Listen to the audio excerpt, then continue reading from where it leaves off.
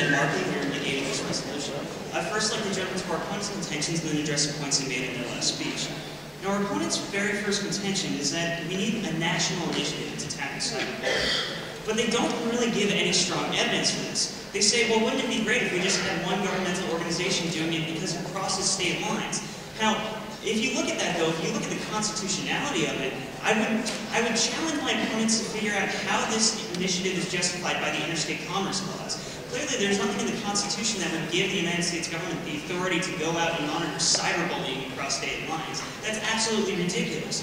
Now, our opponents have not given any compelling reason why states are unable to handle the issue.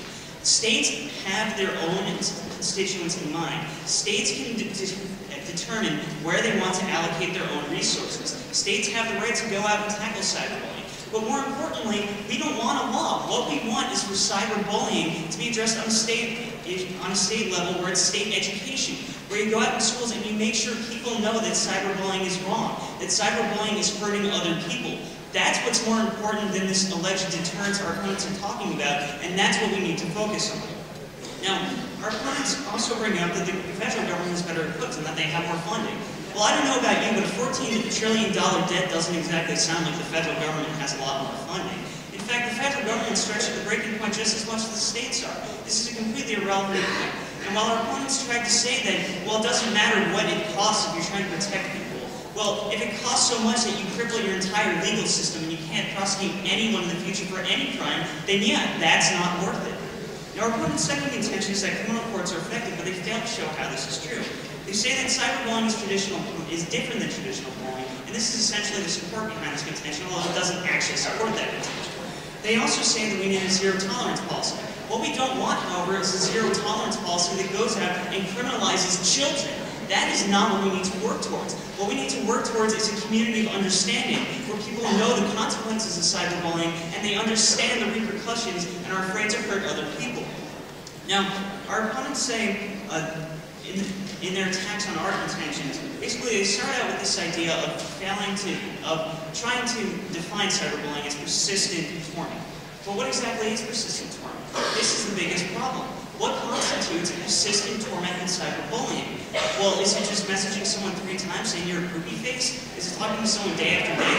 We have no idea. So our opponents are essentially saying that prosecutors can just decide to do whatever the heck they want when they're prosecuting someone for cyberbullying, which is completely against what we should be doing. Now, our opponents also brought up the difference between drinking and cyberbullying. However, we would view these things as very similar, because they both deal with the rebellion of youth against authority. They both deal with laws that directly affect you and that youth have been flagrantly violated. And that is why we feel that it's a very apt consideration. Now, our opponents also brought up that not all offenses would be felonies, or that all offenses would be felonies under the Megan-Meyer law. That's why it failed. I'd actually like to read from the Megan-Meyer law. Quote, someone found guilty of cyberbullying shall be fined under this title or imprisoned not more than 2 years or both. That is not a felony, that is a misdemeanor. The imprisonment, depending on the case, could go up to felony status, but clearly our opponents are flagrantly misrepresenting that case. Now, the main issue isn't, however, our opponents have pointed to, is their definition of a criminal offense, including a regulatory offense. Now, our opponents are saying that we need deterrence. Okay, just for the moment, accept that we need deterrence. What they're essentially doing is handing out speeding tickets for cyberbullying. According to a 71-page study released in 2002 by the Oregon Department of Transportation and the Federal Highway Administration, speeding tickets have a negligible effect on reducing that sort of thing. So essentially, our opponents are advocating a system that has the least amount of deterrence, and that is why we must negate this resolution.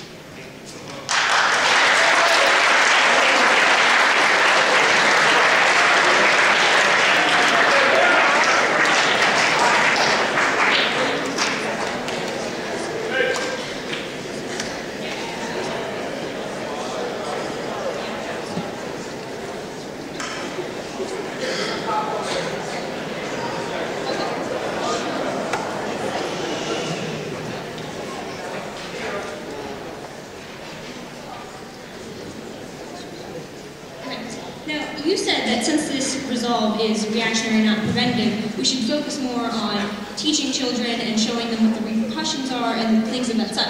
But how can you say that when there are currently no repercussions for cyberbullying? Well, repercussions exist on a school level. Now, there was a case in California where a girl successfully sued her school for suspending her. However, that was because they felt there was restriction of speech. And would you like me to go into details of that? Because it's an isolated case and has very specific circumstances. No, that's all right. Thank you. All right, so basically schools can't handle the problem. Well, I have a question for you.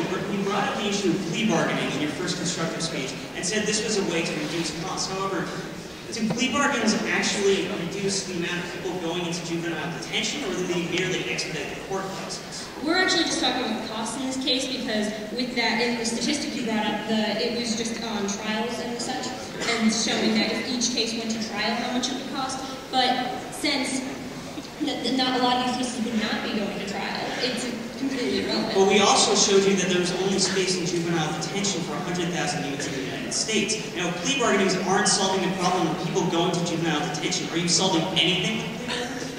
Well, no, we're just showing that the cost is going down. We never said how to deal with people going to juvenile detentions. And on that fact of people going to juvenile detention centers, we've also brought up the fact that this could be classified as a regulatory offense, which would not send you to the juvenile detention center. Yes, and as we just brought up, have you ever been in a car where the driver is speeding? Probably. I mean, isn't it really the norm that people speed when they're on the road? Yes. So how can you say that the exact same system you use to enforce speeding in the United States is going to enforce cyberbullying? Because it's not just for speeding. I don't know.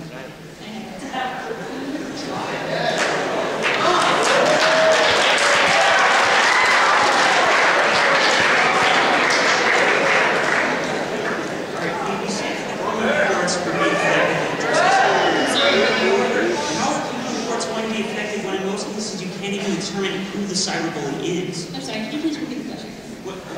You say that criminal courts are going to be effective in addressing cyberbullying. Yes. But when you can't even always determine with certainty who the cyberbully is, how are you going to enforce any sort of law? Well, that's why we think this needs to be addressed on a national level, because they do find out usually who the cyberbully is. Okay, if someone goes to the library and creates a fake Facebook profile and uses a public computer to cyberbully someone, have you any idea who it is? Well, there are, people... There are different effects, and also we said persistently. If you're going to the library every day and you're tormenting someone on the internet, and they bring it to the library and they say... Well, it doesn't matter if it's persistent if you can't figure out who it is. But there are ways to figure out who the cyberbully is, and that's why this needs to be addressed on a federal level, because the federal level has more resources.